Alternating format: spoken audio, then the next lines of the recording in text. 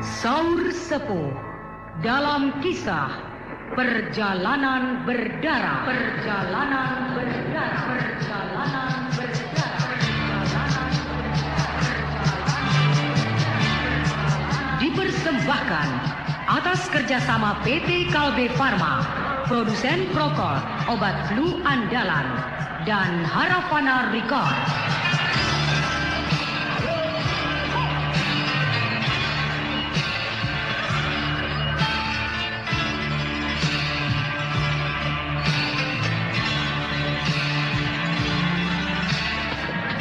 Naskah karya Niki Kosasi, didukung oleh Teater Harafana. Teknik dan montase Indra Mahendra.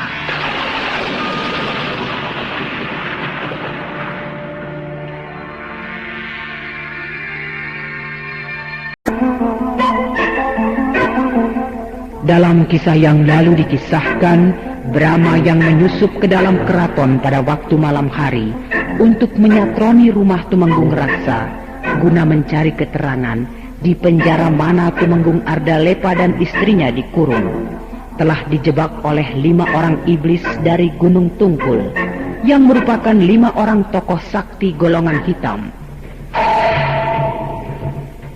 Sementara pertarungan berlangsung di atas genteng pendopo agung, di bawah sudah siap pasukan keraton mengurung tempat tersebut.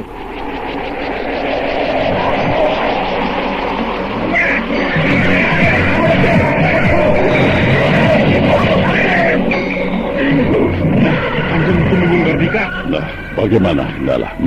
Regu panas sudah siap? Siap, Kanjeng. Sanggup mereka membidik sasaran pada pertempuran yang sedang berlangsung di atas genteng itu? Sanggup, Kanjeng. Hati-hati, jangan sampai mengenai 5 iblis itu. Iya, Kanjeng.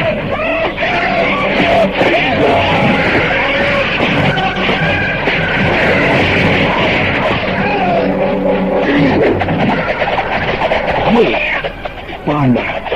Iya, iya, iya.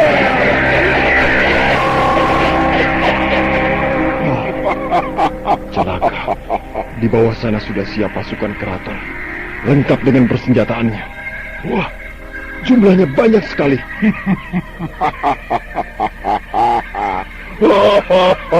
Kau tidak akan bisa lolos, pemberontak busuk.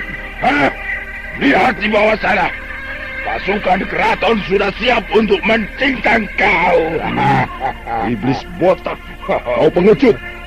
Aku tidak mengira nama iblis Gunung Tungkul yang terkenal itu tidak lebih dari gerombolan pengecut yang cuma berani main keroyok dibantu pasukan keraton. Masa bodoh. Yang penting malam ini kau mampus.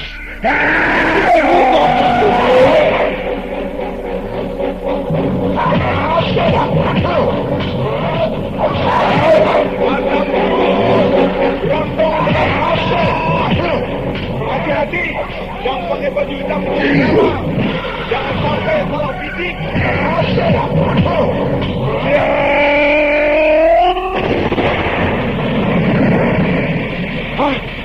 Asap. Jangan lari. Kejar.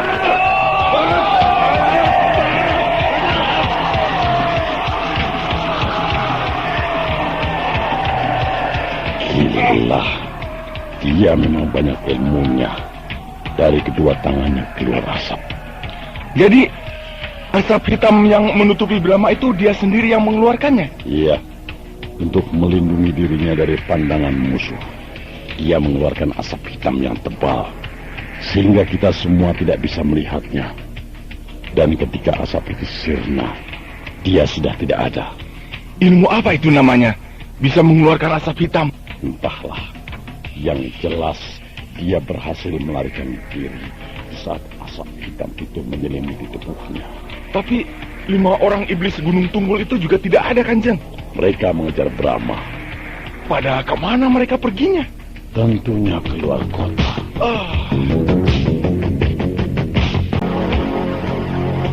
Kemana dia larinya, Bang Regas?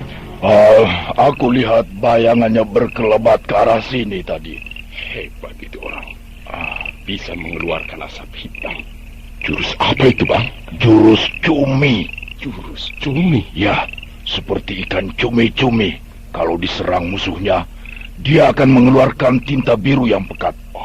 Dengan begitu, pandangan musuh akan kabur, terhalang oleh tinta biru itu. Sehingga musuh akan terkecoh. Nah, saat itulah dia melarikan diri. Aku belum pernah mendengar nama Brahma. Tapi aku lihat dia ilmunya cukup tinggi. Murid siapa dia kira-kira? Kalau melihat ilmu jurus cumi yang dia gerahkan, mungkin dia punya hubungan dengan si Kentut Semar. Si Kentut Semar? Ya. Bukankah Astagina? Iya. Pantas. 5 iblis gondrong kehilangan buronan. Itu dia. Berdebah. Rupanya pemimpin pemberontak macam kau cuma pintar main kucing-kucingan. Bikin asap hitam, lalu melarikan diri. Sengaja aku menjauhi keraton. Aku malas bentrok dengan mereka. Sebab aku ingin menghadapi kalian dengan tenang, tanpa diganggu oleh kroco-kroco pasukan keraton yang hanya pintar bersorak-sorak dan berteriak-teriak itu. Hai Brahma, apa hubunganmu dengan si Astagina? Kalian kenal dengan kakekku? Dia musuh besar kami. Pasti kalian pernah dipecundangi oleh kakek Astagina. Jangan banyak bacot. Lekas jawab. Apa hubunganmu dengan si Astagina? Tadi aku kan sudah menyebut namanya dengan kakek Astagina. Nah, berarti dia kakekku. Kakek atau guru? Ya, namanya seorang kakek yang sayang sama cucunya. Tentu saja dia banyak membimbing aku. Sudah lama aku mencari kakekmu si Astagina itu. Tapi sudah 6 tahun dia menghilang. Nah, katakan, di mana dia sekarang? Justru baru saja aku punya pikiran akan menanyakannya pada kalian. Jangan ngaco. Aku bicara apa adanya. Benar-benar aku membutuhkan tenaganya. Tapi aku tidak tahu di mana tinggalnya. Persetan. Tidak ada si Astagina. Di depanku ada cucunya. Kau saja yang aku cincang. Kalian disewa oleh Tumenggung Raksaya. Dibayar untuk menangkap aku. Itu urusan kami. Sekarang kalian pulang saja ke keraton. Dan katakan pada si Tumenggung Raksasa itu bahwa kalian tidak sanggup menangkapku. Robek mulutmu. Itu sudah jelas, bukan? Bahwa kalian tidak mungkin bisa menangkapku. Sudahlah, Bang. Jangan dilayani banyak obong bocah ceking itu. Lidahnya ulat. Gempur saja biar dia kapok. Iya. Cepatlah, kurung dia. Gunakan jurus kuriling. Baik. Para Goco, kurung dia.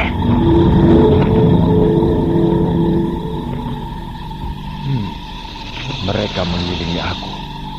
Apa yang akan mereka perbuat? Lebih baik aku bersikap menunggu.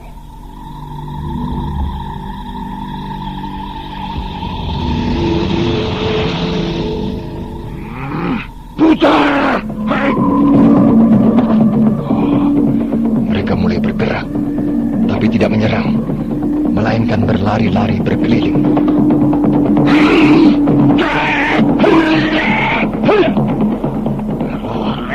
Mereka terus berputar mengelilingi aku.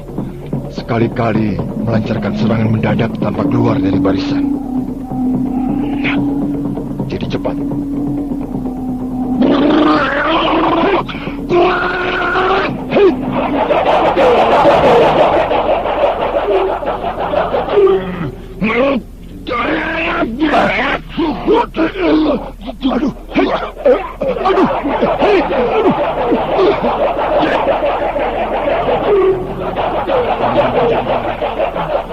Selama lama aku bisa mati konyol.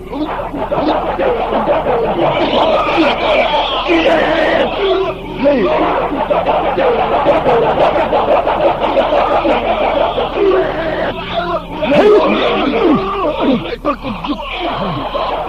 Apa boleh buat?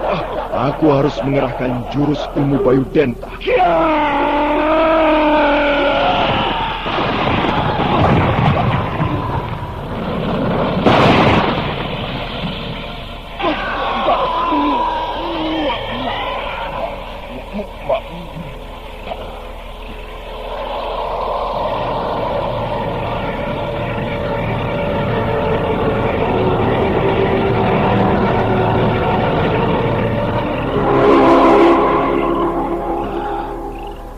Hancurlah si 5 iblis itu. Semuanya terkapar tanpa nyawa. Ya, aku tidak bermaksud sadis. Tapi demi tegaknya kebenaran, terpaksa aku harus membinasakan mereka.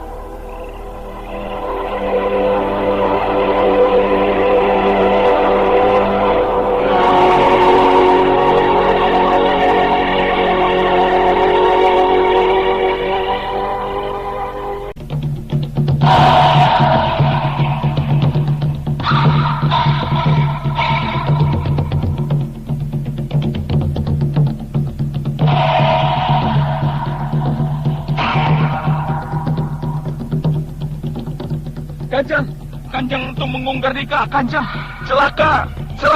Apa yang celaka? 5 orang iblis dari Gunung Tumpul itu semuanya tewas. Hah?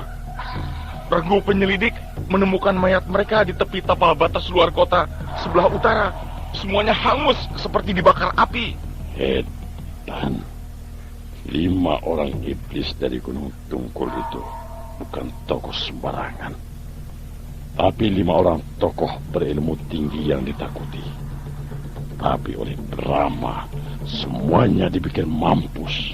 Terhadap sesamanya, maksud saya, menghadapi orang-orang dari rimba persilatan, Brahma sangat berani.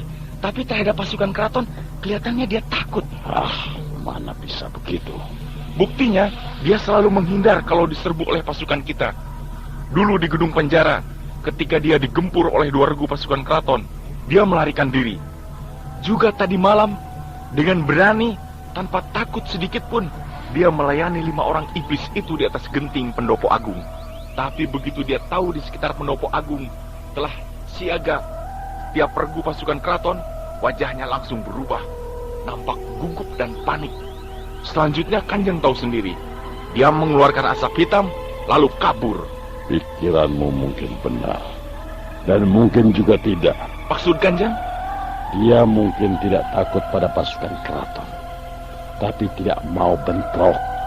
Sebab dia datang ke sini bukan untuk tujuan perang, untuk merebut kekuasaan, melainkan urusan pribadi, membebaskan kedua orang tuanya yang dipenjara. Kalau begitu, untung kita. Kerahkan terus pasukan keraton. Karena Brahma tidak mau bentrok dengan pasukan keraton, maka usahanya untuk membebaskan kedua orang tuanya terhambat terus dan gagal. Ya, aku akan membuat permohonan untuk menambah jumlah kekuatan pasukan. Bagus, saya sangat setuju.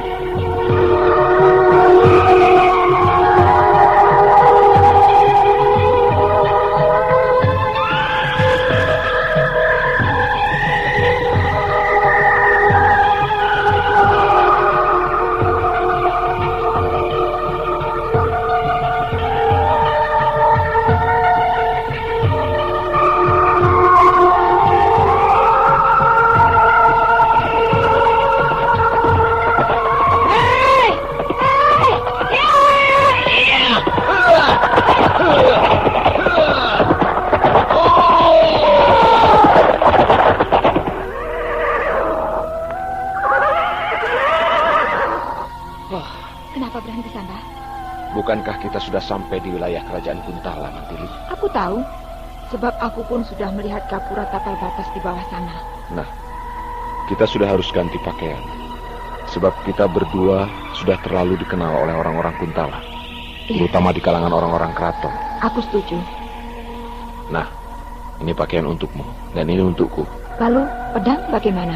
Semua senjata, pedang, pisau, trisula, dimasukkan ke kantong. Senjata rahasia tidak usah kan? Ya, paku-paku besi itu sih bisa diselipkan di dalam baju. Untung kita membawa pakaian jelek-jelek. Jadi sudah siap untuk menyamar.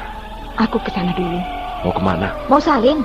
Ganti pakaian di sini saja. Oh, enak saja. Kenapa? Kalau cuma ganti sarung sih tidak apa-apa, bisa di sini. Tapi pakaianku yang ini kan harus dibuka semuanya. Ya buka saja lah. Diganti dengan pakaian gembel itu. Mau ganti baju saja bersembunyi di balik semak-semak. Malu ya? Aku sih tidak apa-apa membuka pakaian di depanmu. Ya sudah buka. Tapi ya, kasihan kamu. Kok kasihan? Nanti tidak tahan.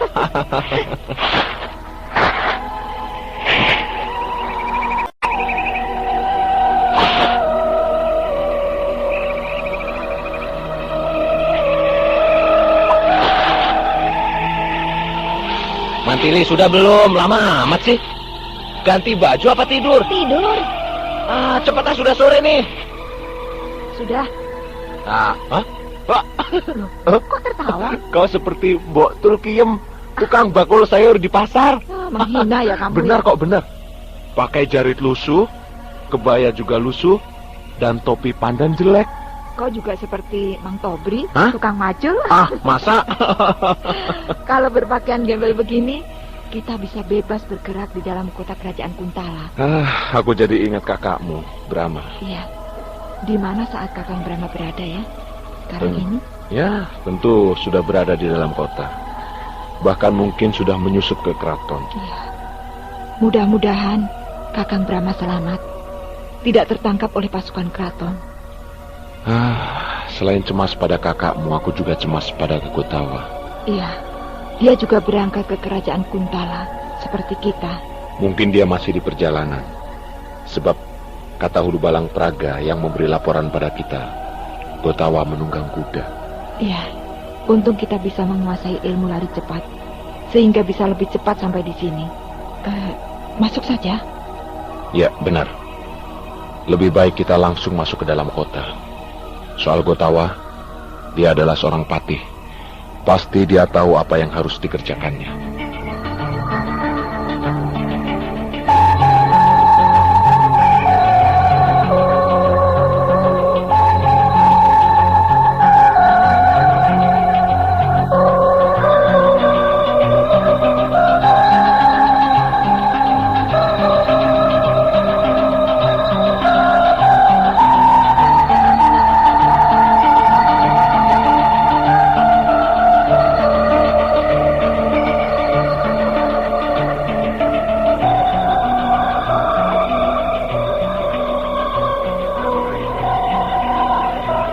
Makin ramai saja pusat kota kerajaan Kuntala ini. Tapi keadaan kita berbeda jauh dengan dulu. Ya, dulu kita bebas berkeliaran di dalam kota ini sebagai dua orang bangsawan, menunggang kuda dan berpakaian mentereng. Tapi sekarang kita jalan kaki dengan pakaian gembel, sambil jelalatan, takut ketahuan orang dalam dan tentara keraton. Rupanya pihak keraton sudah memperhitungkan bahwa bakal datang tokoh-tokoh Madangkara untuk membebaskan ayah dan ibuku. Terbukti banyaknya anggota-anggota pasukan keraton berkeliaran. Menyolok sekali peningkatan kegiatan tentara keraton itu. Di setiap sudut ibu kota, mereka berjaga-jaga seperti akan ada perang saja. Iya, itu yang kelihatan. Belum yang sembunyi-sembunyi, anggota regu rahasia. Bagaimana Mantili? Apakah kita langsung saja mengadakan aksi? Tentu, tapi nanti malam saja. Oh iya, tentu saja. Siang begini sama dengan bunuh diri, Mantili.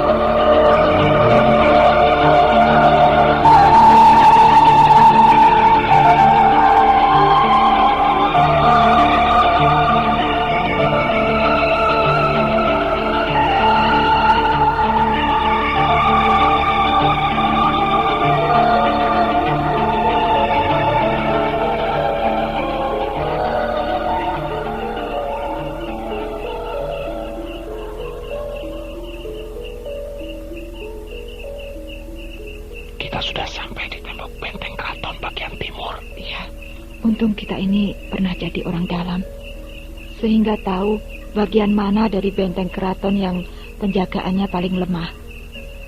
Mantili, aku dulu yang melompati tembok benteng itu untuk memancing apakah di dalam sana ada penjaga atau tidak. Iya, hati-hati.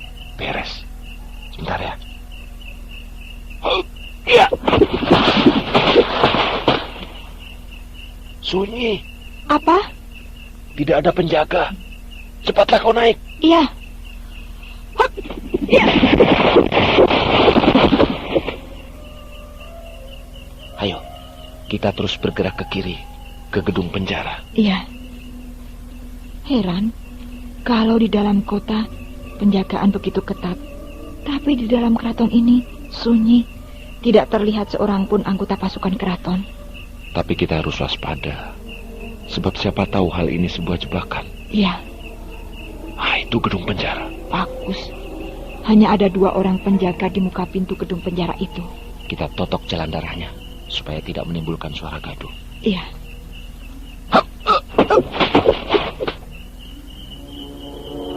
Beres. 2 orang penjaga ini sudah lumpuh. Tapi mereka tidak pegang kunci. Alah, gampang. Gembok itu dicungkil saja pakai trisula. Iya. Iya. Beres, Mati. Cepat buka.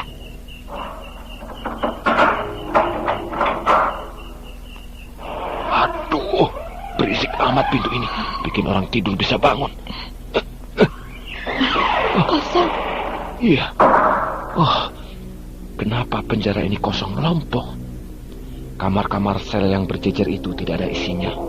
Semuanya kosong. Padahal penjara ini penjara terbesar di keraton. Seharusnya tiap kamar sel penuh dengan orang tahanan. Tapi ini